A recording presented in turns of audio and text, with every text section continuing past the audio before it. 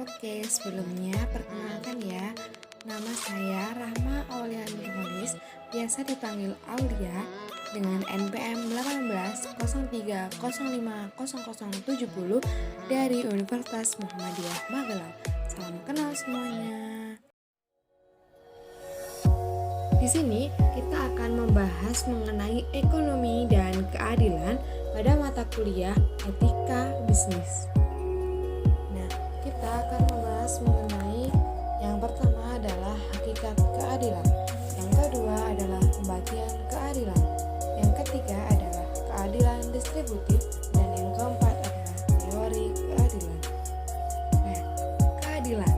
Yang pertama kita akan membahas mengenai keadilan. Apa sih itu keadilan? Keadilan dalam prinsip etika merupakan hal yang sangat penting, di mana hal tersebut dikarenakan keadilan menyangkut barang ataupun kepentingan yang dimiliki atau dituntut oleh berbagai pihak.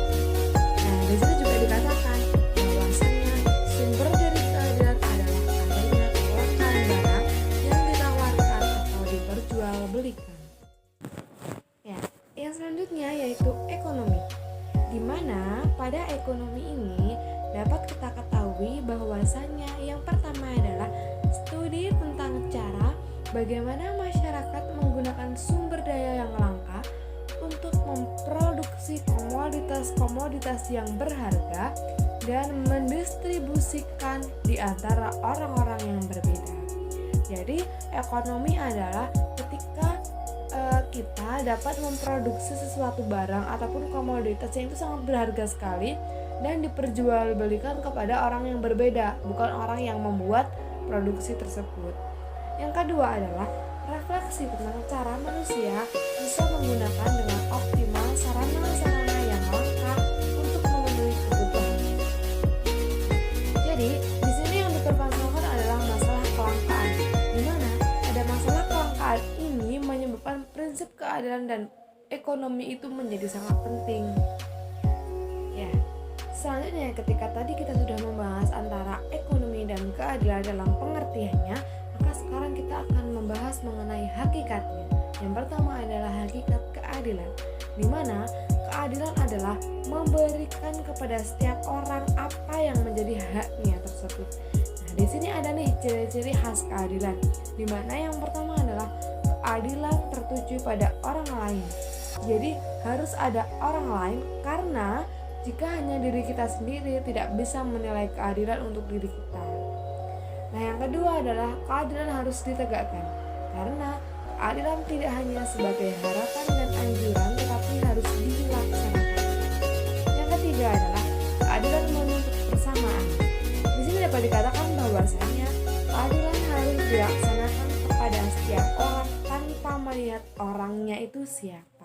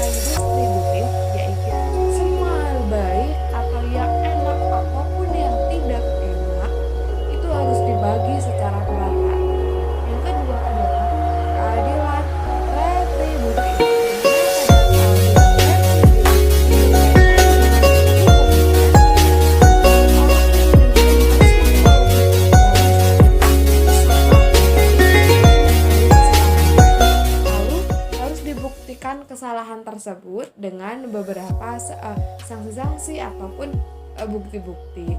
Nah, selanjutnya yaitu ada keadilan kompensatoris. Dari keadilan kompensatoris ini dapat dikatakan bahwasanya kewajiban moral seseorang dalam memberikan ganti rugi atas kesalahan yang dilakukan.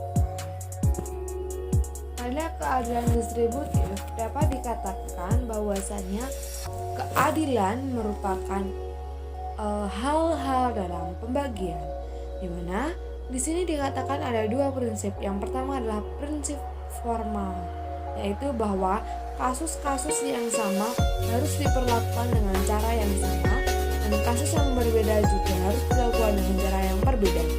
Yang kedua adalah prinsip material, di mana dikatakan bahwasanya setiap kasus harus dibedakan berdasarkan materi dari kasus tersebut.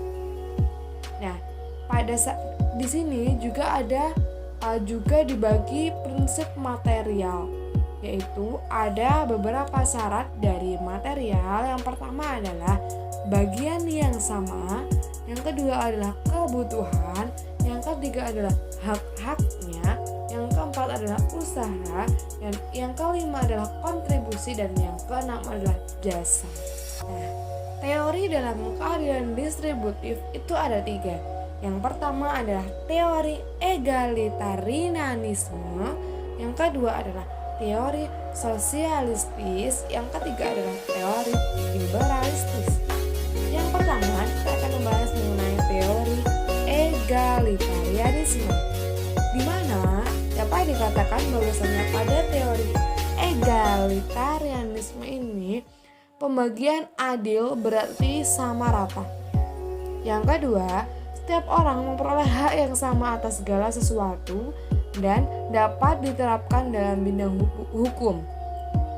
Selain itu, juga diterapkan dalam pemilihan umum, yaitu one person one vote, yaitu satu orang hanya boleh memilih satu suara atau satu pilihan. Yang kedua adalah teori sosialistis, di mana pada teori sosialistis ini berdasarkan pada prinsip kebutuhan, jadi sosial.